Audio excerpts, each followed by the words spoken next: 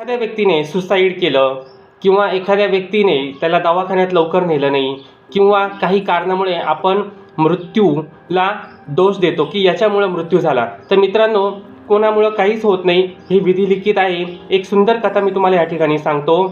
एका जंगलामध्ये पोपट बसलेला असतो. यमराज तिकून येतात. यमराज पोपटाला पाहून हसतात. पोपट घाबरतो. पोपटाला वाटतं का आता माझा मृत्यू जवळ आलेला आहे. पोपट उडतो. उडता उडता दुसऱ्या जंगलात जातो. तिथं त्याला भगवान विष्णूचे वाहन गरुडराज भेटतात.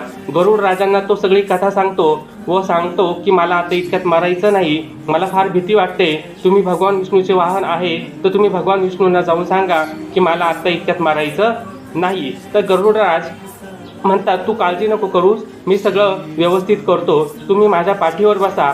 गरुडराजाच्या पाठीवर पोपटराज बसतात व सगळं भ्रमण करतात. 7 समुद्रापार पलीकडे पोपटाला गरुडराज सोडतात एका गुहेमध्ये व त्याला सांगतात की इथं कोणत्याही प्रकारची भीती नाही. गरुडराज मनात विचार करतात हे छोट्याशा गोष्टीसाठी मी भगवान विष्णूंना का त्रास द्यायचा. त्याच वेळेस ते काय करतात, डायरेक्ट यमराजाकडे जातात. यमराजाला विनवणी करतात.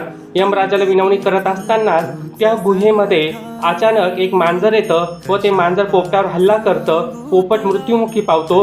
यमाचे दूत यमराजाकडे पोपटाचा आत्मा घेऊन येतात व गरुडराज पाहतच राहतात.